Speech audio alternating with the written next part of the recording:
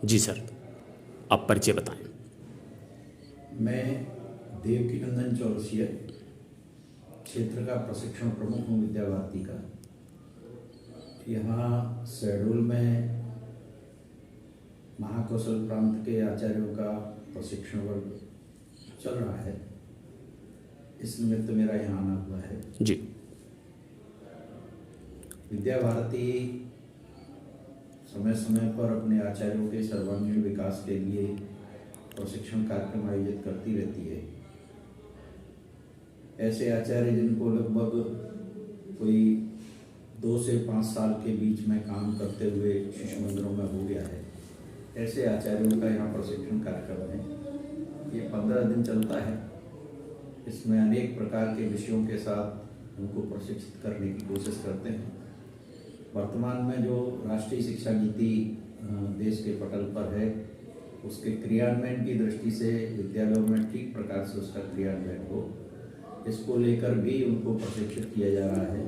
उसके अनेक इस प्रकार के फैक्टर हैं, बहुत सारे विषय हैं जिनकी जानकारी हर शिक्षक को होनी चाहिए, जो आगे चलकर विद्यार्थियों के बीच में ठीक प्रकार से अपनी बात रख सके, उनको सिखा सके, उनकी अंडरस्टैंडिंग विकसित कर सके। बच्चों के अंदर समझ विकसित होनी चाहिए, ज्ञान के साथ साथ उनके अंदर कौशल विकसित होना चाहिए। इस प्रकार के विचार को लेकर सभी प्रकार से शिक्षकों का प्रशिक्षण करते हैं। इस प्रकार के कार्यक्रम चल रहे हैं। जी सर, एक बात और करनी थी कि आजकल शिक्षा का बिजनेस बना दिया गया है, इसमें आपका क्या कहना है?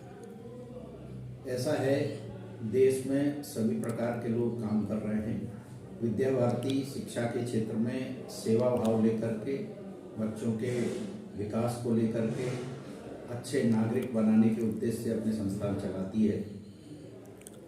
सब जानते हैं, सरस्वती शिशु मंदिर अच्छी शिक्षा और अच्छे संस्कारों के लिए चलते हैं, परंतु समय के साथ साथ बहुत सारे बदलाव आते हैं। इसलिए महंगी शिक्षा, अच्छी शिक्षा, ऐसा एक नाम दे करके कुछ लोगों ने इस प्रकार के संस्थान प्रारंभ किए, उसको व्यवसाय के रूप में बनाया, जबकि शिक्षा ये व्यवसाय का विषय नहीं है, ये दान का विषय है। और इसलिए शिक्षा जब जब व्यवसाय के रूप में बदली है तो उसमें से गुणवत्ता खत्म होती है। जी बिल्कुल।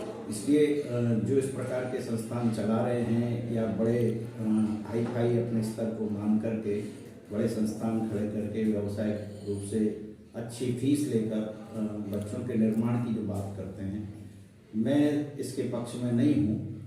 जिस देश में शिक्षा, स्वास्थ्य और न्याय, ये 3 चीज़ें महंगी होती है, वो देश बहुत धीमी गति से विकास करता है।